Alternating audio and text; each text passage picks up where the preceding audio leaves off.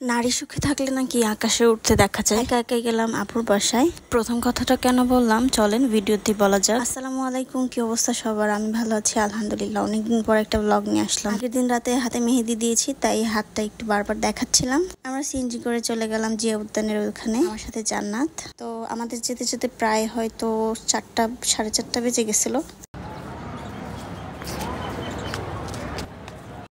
আমার সবসময়কার জন্যই এরকম সবুজ প্রকৃতি অনেক ভালো লাগে। তাই যখনই সুযোগ পাই তখনই মনে চায় গার্ডেন অথবা কোনো সবুজ কোনো জায়গায় চলে যাই। প্রথম কথাটাই আসি, নারী সুখে থাকলে নাকি আকাশে উঠতে দেখা যায়। এটা সত্যি কথা ভাই। সুখে থাকতে অবশ্যই টাকা পয়সা প্রয়োজন, পাশাপাশি একটা সঙ্গী থাকবে যে আপনাকে মানসিকভাবে স্বস্তি দিবে। আর কি চাই বলেন?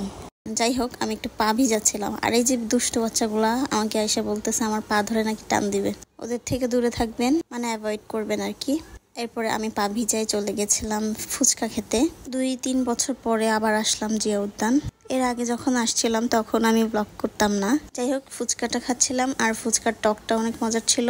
তারপরে আমরা খেলাম আইসক্রিমের আর কি রিভিউ দেব, এটা যেমন হয় তেমনই আর কি। দেন আমরা ওখান থেকে চলে আসছি ডিরেক্ট মাঠে আসছি একটু চা খেতে। আসলে বাসায় যেতে ইচ্ছে করছিল না, যার কারণে আমি মাঠে বসছি জান্নাতকে নিয়ে। আর এই ভাইয়ার চাটা তো আমি আগেও দেখাইছিলাম। একদম প্রথমবার যে চা খেয়েছি তখন একটু মজা লেগেছে।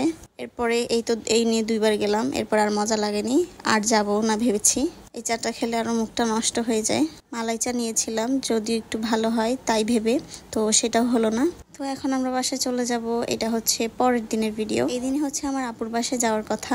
নিচে নেমেছি একটু কাজে, নেমেই দেখি এত বৃষ্টি। সারাদিন চলে গেছে, আমার আর যাওয়া হয় নাই। সন্ধ্যা হয়ে গেছে বলে আম্মু যেতে দেয়নি আপুর বাসায়। তারপরে আমরা একটু বাহিরে গেলাম। বাহিরে গিয়ে আর কি এই রেস্টুরেন্টে বসেছিলাম। এই বাচ্চাটাকে দেখছেন যে, ওর হচ্ছে বার্থডে আজকে। আমাদের নোবেলেরও কিন্তু বার্থডে আজকে। যাই হোক, ওর মা নয়তো অন্য কেউ আর কি এসে আমাদেরকে কেক দিয়ে গেছে। ফ্রি কেক পেয়ে গেলাম। আমাদের মেনুতে ছিল হচ্ছে চিকেন বারবিকিউ আর হচ্ছে নান ছিল। এটা হচ্ছে বাটার নান। সালাদটা দেখতে এত মজার লাগছিল। সালাদটা দেখে মনে হচ্ছে না অনেক মজার হবে, আসলেই অনেক মজার ছিল সালাদটা। আর খাবারটাও কিন্তু অনেক মজার ছিল। মানে আর কি ফুড ব্লগারদের মতো বলতে গেলে অনেক জুসি টেন্ডার ছিল আর কি। এই তো আর কি, আমি সেদিন আর যেতে পারিনি। পরের দিন চলে গিয়েছিলাম আপুর বাসায়, শুক্রবারে আর কি সকাল সকাল চলে গেছি। আমি সকাল সকাল বলতেও 11:30 বেজে গেছে আমার ওই বাসায় যেতে যেতে। আয়হান মসজিদে যাওয়ার জন্য রেডি হয়েছে, যে চলেও আসছে। তারপরে বললো বনুকে দিতে একটু কোলে। আমি ওর বনুকে দিলাম ওর কোলে। আয়হানও একটা বড় ভাই হয়ে গেল। আমি আর আয়হান উপরে চলে গেছি। এরপরে আয়হান যে দুষ্টামি করা শুরু করছে আমার সাথে। আমি একদিন গিয়েছি, আরেকদিন চলে আসছি। আর আমার সাথে এসেছে এই তো আয়হান বাবা। ক্যামেরা ওর সামনে ধরতেই দিতেছিল না, শুধুই রাগ করতেছিল। তো আমি আর ধরি নাই। ও আরেকবার ধরেছিলাম, এই যে দেখেন কেমন করে। তো ওকে নিয়ে আমি আসছি একা একা মেট্রোতে করে। যাই হোক, মহিলা বগিতে ওকে নিয়ে আসতে অনেক কষ্ট হয়েছে। দেন বাসায় এসে জান্নাতের বার্থডে প্রিপারেশন ছিল। কেকের জন্য জিনিসপত্র কিনতে যাচ্ছিলাম আয়হানকে নিয়ে। তারপরে মাঠেও গিয়েছিলাম একটু, সেটার আর ভিডিও করা হয়নি।